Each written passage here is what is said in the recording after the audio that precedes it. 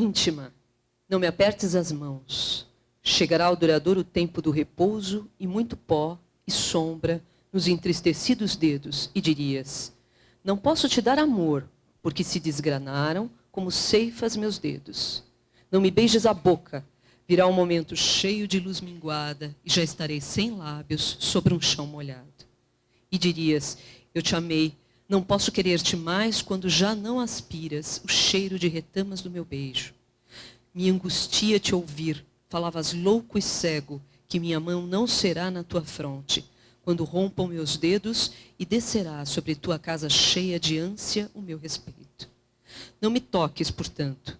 Mentiria ao dizer que te entrego meu amor nos braços estendidos, na boca do pescoço, e tu, crendo que me bebeste toda, te enganarias, um menino cego, que meu amor não é só feixe, terço e fatigado de meu corpo, que treme inteiro ao roçar do silício, e vai amando outra pela terra em flor. Já se abriu espino, passa uma canção, e vai amando outra pela terra em flor. Ele beijou outra na beira do mar, resvalou nas ondas o jasmim do luar. Não se untou meu sangue na extensão do mar. Ele irá com outra pela eternidade. Haverá céus, doces e desquer calar. Ele irá com outra pela eternidade. Gabriela Mistral, Desolation, 1922. Muito bom dia. Bom dia a todos. Nós estamos realmente reunidos e felizes por vocês estarem aqui conosco. Vou pedir para a Cris subir ao palco. Bom dia. Obrigada. Bom dia a todos. É um prazer imenso estar aqui com vocês. Acho que grande parte, se não todos, eu já conheço de outros encontros. Eu tive uma nostalgia grande ao preparar esse encontro aqui, porque ao conversar com os meus interlocutores inicialmente, a secretaria, o SEMPEC, a gente falou da importância de resgatar um pouco a ideia do leitor e da importância do leitor para o processo de revisão. Eu trouxe uma reflexão do Vygotsky para a gente começar a falar da ideia do leitor, que é a reflexão que eu acredito que todos conheçam, em maior ou menor profundidade, que é uma reflexão que ele faz sobre o discurso interno, o discurso oral e o discurso escrito. Como vocês podem ver, a seta vai ficando mais gordinha, né? Porque, de fato, esse é o caminho que o Vygotsky postula para esses três discursos mesmo. O discurso interno é mais objetivo e o discurso escrito vai ser mais detalhado. E a gente, para pensar em tudo isso, eu trouxe uma fala do Vygotsky, que é de uma nota que ele fez para uma reunião de trabalho e que antecedeu o texto que depois foi publicado no Pensamento e Linguagem, que é o problema da consciência. Então, essa nota é uma nota esquemática aí de 33, que ele escreveu em 33. E depois ela reaparece, burilada, no problema da consciência, que é de 34. E é tão curioso ver ao Vygotsky que faltavam os termos que hoje a linguística nos dá, né? Então, ele usa termos estranhos, no mínimo. Então, ele diz assim: fala escrita. Que é a escrita? Discurso escrito, texto escrito. Dificuldades da fala escrita. Carece de entonação e de interlocutor. Representa uma simbolização de símbolos. Nela, a motivação é mais difícil. A fala escrita está em outra relação com a fala interna. Surge depois dela e é mais gramaticalizada. Mas está mais perto da fala interna do que da externa.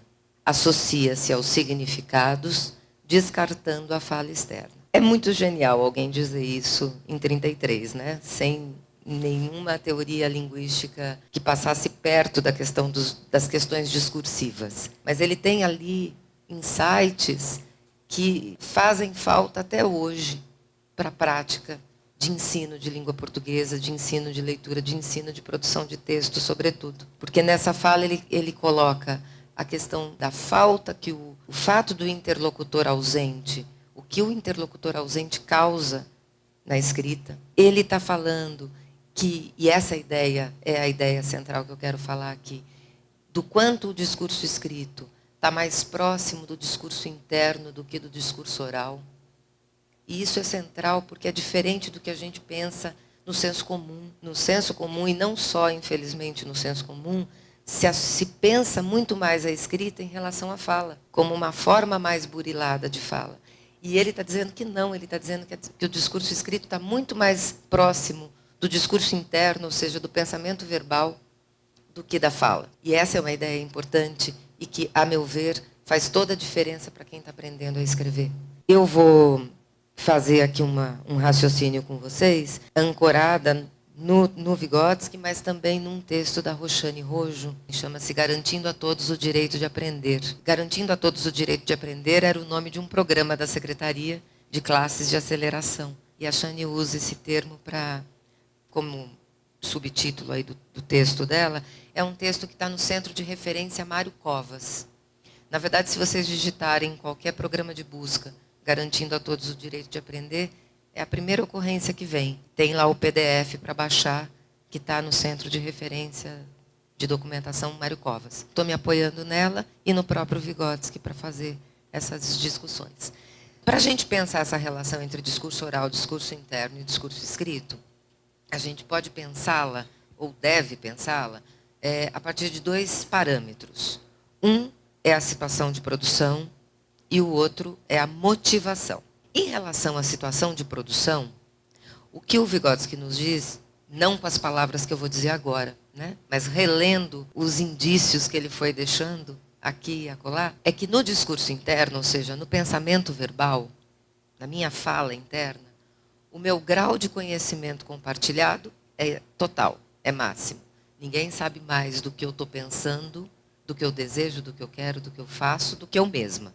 Né? Então, quando eu estou pensando, o grau de conhecimento compartilhado que eu tenho com o meu interlocutor, que sou eu mesma, é de 100%, é absoluto. Né? Considerando que somos todos psiquicamente normais e ninguém tem, né? Duas psiques. Bom, e no discurso oral?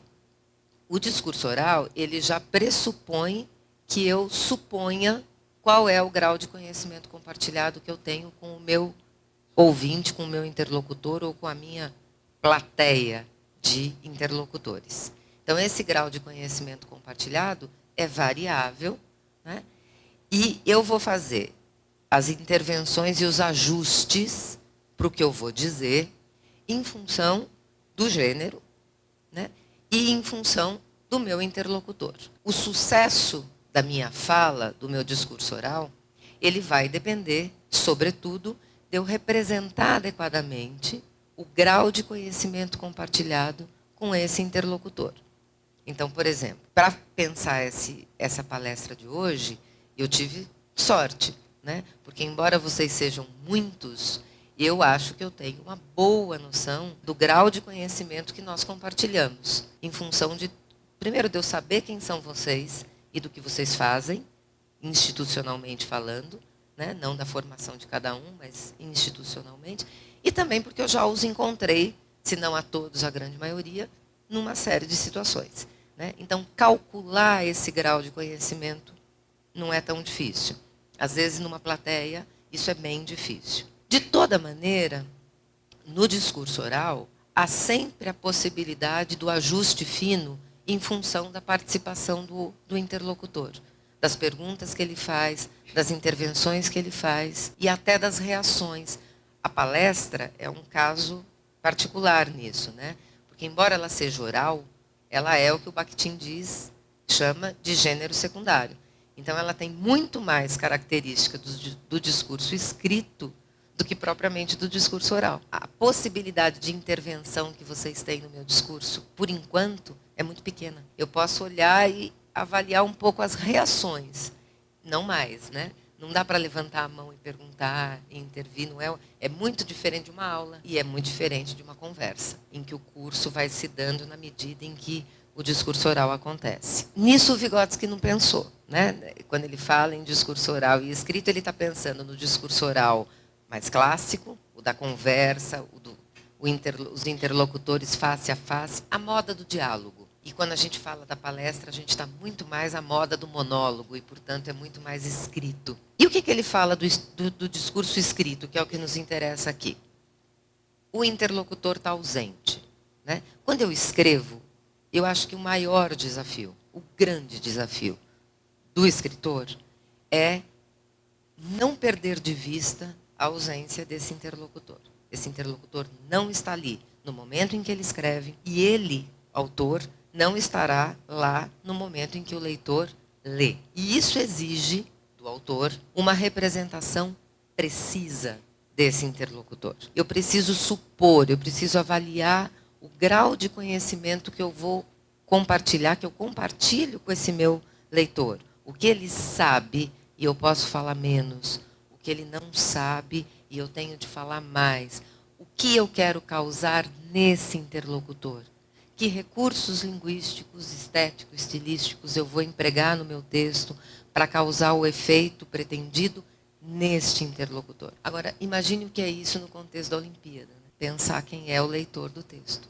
É um desafio insano, né? Mesmo. É representar esse interlocutor. A gente vai falar disso daqui a pouco, vou dizer o que eu penso. Mas vocês que têm mais a coisa na mão podem pensar diferente. E eu tenho ainda que suprir a ausência do corpo mesmo. A ideia de que eu não tenho a entonação, eu não tenho a pantomima, eu não tenho as expressões do meu corpo, eu não tenho as mãos. E tudo que eu poderia suprir na oralidade com o meu corpo, na escrita eu não tenho. Então eu preciso lançar mão de uma série de recursos para suprir. O discurso escrito, ele necessariamente tem a impossibilidade de resposta imediata do interlocutor. Isso não é verdade para discursos escritos que o Bakhtin chamaria de gênero primário. Isso é verdade para um bilhete. Aliás, as novas tecnologias mudam muito isso, né? Porque o torpedo, o SMS, por exemplo, ele é escrito, mas ele tem resposta mais do que imediata do interlocutor. Todas as redes sociais, enfim. Por hora, esqueçamos a esfera digital, os gêneros digitais, porque elas obrigam a uma revisão disso importante. Vamos pensar aqui em discurso escrito, nos gêneros escritos que circulam, ou pelo menos são pensados originalmente para as mídias impressas. Então, eu não tenho a resposta imediata do interlocutor. O discurso escrito, por conta da ausência do interlocutor e da ausência do corpo, né, ele vai exigir mecanismos bem mais complexos de expressão. Mas o Vygotsky tem uma expressão bonita. Ele fala que o discurso escrito exige uma semântica deliberada, né? Uma explosão de palavras, né? Porque eu tenho que usar muito mais para poder falar a mesma coisa. O que eu acho também que é das coisas mais difíceis para criança. Criança barra pré-adolescente e adolescente. Estou pensando no sujeito, nosso aluno, que tem que escrever até aquele lá do ensino médio. O discurso escrito implica um funcionamento monologizado. O Bakhtin fala em a moda do monólogo, né? E essa ideia vai aparecer requintada e burilada no Chinovli na ideia de monogestionado. O discurso escrito é monogestionado. Isso tem a ver com o seguinte: não importam quantas sejam as vozes que estejam naquele discurso escrito, e as memórias literárias são um exemplo bom disso. Nas memórias tem múltiplas vozes ali, que eu preciso compor. Mas a maestria nesse gênero passa, dentre outros aspectos, em eu dar uma unidade a essas vozes. Isso tem a ver com monogestão. Quando eu falo no texto que o discurso escrito é monogestionado, eu estou dizendo que a responsabilidade enunciativa do texto é de um. Né? Esse autor que faz o acabamento, né? E que faz um todo coerente com essas vozes. Então, por mais que tenham vozes ali falando, há de ter um outro, que é esse autor, que é esse aluno que vai escrever as memórias, por exemplo, que vai precisar dar um acabamento a essas vozes, de tal maneira que aquele texto tenha uma unidade de sentido, tenha uma voz maior ali que o perpassa, né, que é a sua coluna. Então, o discurso escrito é monogestionado porque a gestão dele é de um, é diferente do diálogo. E aí, assim, essa coisa é sempre oral e escrito, nunca dá conta disso, o que dá conta é gêneros primários e secundários, porque uma palestra como essa também é monogestionada. Eu também sou a responsável única pelo que eu estou dizendo aqui, embora eu esteja dizendo, né? Mas as características são muito mais do discurso escrito.